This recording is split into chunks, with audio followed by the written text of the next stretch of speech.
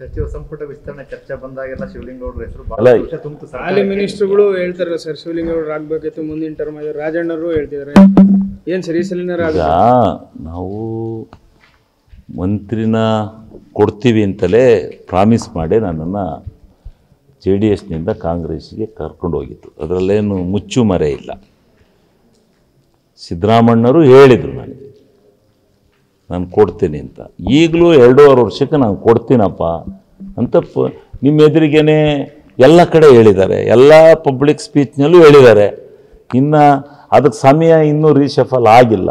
ಅದಾಗ ಕೊಡ್ತಾರೆ ಅನ್ನೋ ಭಾವನೆ ನಮಗೂ ಇದೆ, ಜನಕ್ಕೂ ಇದೆ, ಅವ್ರಿಗೂ ಇದೆ. ಹಾಸನ ಜಿಲ್ಲೆಗೆ ಗೆದ್ದಿರ್ತಕ್ಕಂಥವನು ಒಬ್ಬ MLA ಪಕ್ಷವನ್ನು ಬಲಪಡಿಸ್ಬೇಕು ಅಂತ ಅಂದರೆ, ಪಕ್ಷವನ್ನು ಒಳ್ಳೆ ದೃಷ್ಟಿಯಿಂದ ತಗೊಂಡೋಗ್ಬೇಕು ಅಂತ ಇದ್ದರೆ ಒಂದು ಮಂತ್ರಿಯನ್ನು ಕೊಡಬೇಕಾದ ಅವಶ್ಯಕತೆ ಇದೆ ಅಂತಕ್ಕಂಥದ್ದು ರಾಜಕೀಯ ಲೆಕ್ಕಾಚಾರ ಇದೆ. ಅದರಿಂದ ಕೊಡ್ತಾರೆ ಅಂತೇಳಿ ಭಾವಿಸ್ಕೊಂಡಿದ್ದೇವೆ. ಅದು ಹೈಕಮಾಂಡ್ ಯಾವಾಗ ರೀಶಫಲ್ ಕೊಡುತ್ತೆ ಆವಾಗ ಕೊಡ್ಬೋದು ಅಂತಕ್ಕಂಥದ್ದು ನನ್ನ ಅನಿಸಿಕೆ.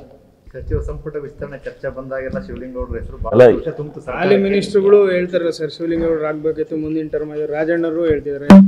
ಏನು ಸರಿ ಸಲಿನಾರ ನಾವು ಮಂತ್ರಿನ ಕೊಡ್ತೀವಿ ಅಂತಲೇ ಪ್ರಾಮಿಸ್ ಮಾಡಿ ನನ್ನನ್ನು JDSನಿಂದ ಕಾಂಗ್ರೆಸ್ಸಿಗೆ ಕರ್ಕೊಂಡು ಹೋಗಿತ್ತು. ಅದರಲ್ಲೇನು ಮುಚ್ಚು ಮರೆ ಇಲ್ಲ.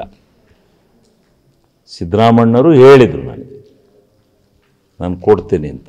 ಈಗಲೂ 2.5 ವರ್ಷಕ್ಕೆ ನಾನು ಕೊಡ್ತೀನಪ್ಪ ಅಂತ ನಿಮ್ಮ ಎದುರಿಗೇ ಎಲ್ಲ ಕಡೆ ಹೇಳಿದ್ದಾರೆ, ಎಲ್ಲ ಪಬ್ಲಿಕ್ ಸ್ಪೀಚ್ನಲ್ಲೂ ಹೇಳಿದ್ದಾರೆ.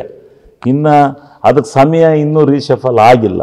ಅದಾಗ ಕೊಡ್ತಾರೆ ಅನ್ನೋ ಭಾವನೆ ನಮಗೂ ಇದೆ, ಜನಕ್ಕೂ ಇದೆ, ಅವ್ರಿಗೂ ಇದೆ. ಹಾಸನ ಜಿಲ್ಲೆಗೆ ಗೆದ್ದಿರ್ತಕ್ಕಂಥವನು ಒಬ್ಬ MLA ಪಕ್ಷವನ್ನು ಬಲಪಡಿಸ್ಬೇಕು ಅಂತ ಅಂದರೆ, ಪಕ್ಷವನ್ನು ಒಳ್ಳೆ ದೃಷ್ಟಿಯಿಂದ ತಗೊಂಡೋಗ್ಬೇಕು ಅಂತ ಇದ್ದರೆ ಒಂದು ಮಂತ್ರಿಯನ್ನು ಕೊಡಬೇಕಾದ ಅವಶ್ಯಕತೆ ಇದೆ ಅಂತಕ್ಕಂಥದ್ದು ರಾಜಕೀಯ ಲೆಕ್ಕಾಚಾರ ಇದೆ.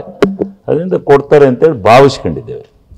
ಅದು ಹೈಕಮಾಂಡ್ ಯಾವಾಗ ರೀಶಫಲ್ ಕೊಡುತ್ತೆ ಆವಾಗ ಕೊಡ್ಬೋದು ಅಂತಕ್ಕಂಥದ್ದು ನನ್ನ ಅನಿಸಿಕೆ.